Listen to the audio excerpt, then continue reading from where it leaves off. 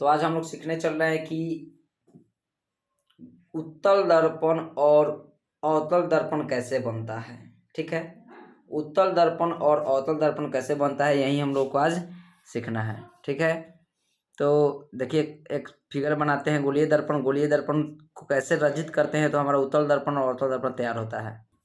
तो हम लोग अभी एक गोलीय दर्पण हम बना रहे हैं। ठीक है, गोलीय दर्पण बना रहे हैं। यहाँ पे जो बिंदु हम देते हैं इसको हम कहते हैं वक्रता केंद्र कहते हैं।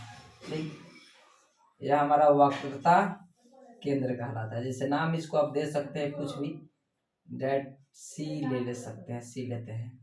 ठीक है, और यहाँ पे हम एक पी देते हैं और यहाँ पे भी एक हम पी देते हैं। ठीक है, तो पी जो देंगे तो इसको हम कहेंगे ध्रुव। क्या कहेंगे? इसको ध्रुव बोलते हैं। ठीक है, ये भी ध्रुव बोलेगा, ये भी आपको ध्रुव ही बोला जाएगा।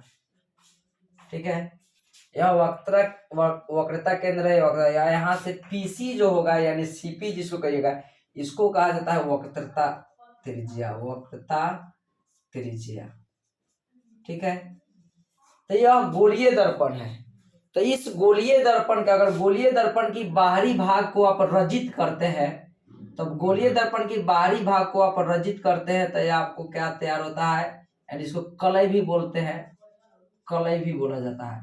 तो गोलीय दर्पण को आप रजित करते हैं तो हमारा कौन सा दर्पण तैयार होता है? यह अवतल दर्पण तैयार होता है। जब इसके बाहरी भाग को रजित करते हैं, कलय करते हैं, तो हमें अवतल दर्पण प्राप्त होता है। ठीक है, यानी यह अवतल दर्पण है। यानी गोलीय दर्पण के बाहरी भाग को हम रजित करते हैं, गोलीय दर्पण की बाहरी भाग को हम रजित करते हैं तो हमें अवतल दर्पण की प्राप्त होती है। ठीक है, यानी आप गोलीय दर्पण लाइएगा, उसके बाहरी भाग को रजित करेंगे। जैसे देखेंगे तो रजित करने के बाद जो बाहरी भाग होगा यह अवतल दर्पण होगा। यानी इसको अलग काट के हटाओ इसको। टी जो है बचनेगा, यह हमारा क्या होगा? बाहरी एक दर्पण का आधा, गोलीय दर्पण का आधा भाग है, इसको बाहरी भाग को हम रजित कर रहे हैं, रजित यानी कलय भी कर रहे हैं, तो यह हमारा अवतल दर्पण कहलाएगा। यही इसके भीतर की भाग को हम कलय रजित करेंगे, भीतरी भाग को रजित करेंगे तो हमें उत्तल दर्पण प्राप्त होगा। क्या है होगा? ये उत्तल दर्पण। यानी इसको आप अलग करके देख सकते हैं। यानी जब इस दर्पण को बनाइएगा और इसके भीतरी भाग को आप कलय करते हैं, ठीक है, इसके भीतरी भाग को आप कलय करते हैं, रजित करते हैं, तो यह आपको उत्तल दर्पण होगा। बाहरी भाग को रजित करते हैं तो अवतल, और भीतरी भाग को रजित करते हैं तो उत्तल दर्पण का निर्माण होता है। यानी गोलीय दर्पण का भाग ही, अंश ही है उत्तल दर्पण और अवतल दर्पण। इसी में से यहाँ पे इसको वक्रता केंद्र बोलते हैं, और वक्रता केंद्र से ध्रुव के बीच की दूरी को हम लोग वक्रता त्रिज्या बोलते हैं। फिर इसको ध्रुव बोलते हैं, इसको उत्तल दर्पण बोलते हैं। यहाँ पे बाहर जो है इसको अवतल दर्पण बोलते हैं। ठीक है, और इसके बाद में जो होता है कड़ी होता है, जो इस सब सतह होता है, तो इस सतह को हम लोग बोलते हैं परावर्तक सतह बोलते हैं। इसको क्या बोलते हैं?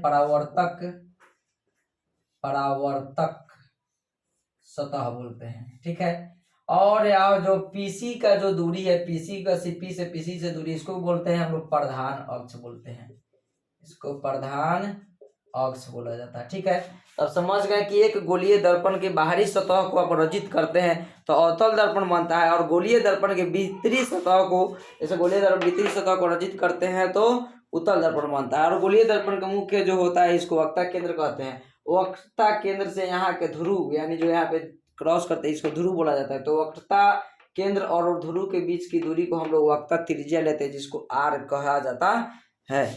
ठीक है, तो गोलीय दर्पण से संबंधित जो है प्रश्न था, आप लोगों को हमें उम्मीद है कि समझ में आया है।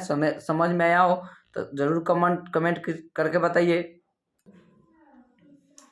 ठीक है, तो अब इसके बाद में कहीं एक क्वेश्चन भी उठ सकता है कि गोलीय दर्पण क्या होता है। तो गोलीय दर्पण उस दर्पण को कहते हैं जिसका परावर्तक सतह, गोलीय दर्पण उस दर्पण को कहते हैं जिसका परावर्तक सतह किसी खोखले गोले का भाग होता है। गोलीय दर्पण उस दर्पण को कहते हैं जिसका परावर्तक सतह जो है, परावर्तक यह सतह है, किसी खोखले गोले का भाग होता है, और इसी को हम रजित करते हैं तो अवतल दर्पण और उत्तल दर्पण प्राप्त होता है।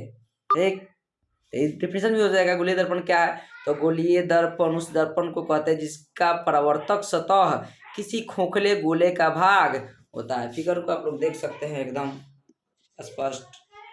वक्रता केंद्र है, वक्रता त्रिज्या है, प्रधान अक्ष है, उसके बाद में क्या है, परावर्तक सतह है, ध्रुव है, उत्तल दर्पण है, बाहरी सतह पर अवतल दर्पण है। ये पूछता है कि गोलीय दर्पण को व्याख्या की टाइप का कीजिए, तो आराम से इसका आंसर आप दे सकते हैं। ये पूछेगा उत्तल दर्पण कैसे बनता है, तो गोलीय दर्पण की बाहरी सतह को रजित करने पर अवतल दर्पण प्राप्त होता है, और गोलीय दर्पण के भीतरी सतह को रजित करने पर उत्तल दर्पण प्राप्त होता है। गोलीय दर्पण क्या है, तो गोलीय दर्पण उस दर्पण को कहते हैं जिसकी परावर्तक सतह किसी खोखले गोले का भाग होता है। कृपया सब्सक्राइब चैनल को जरूर करें, शेयर करें, कमेंट करें। Thank you.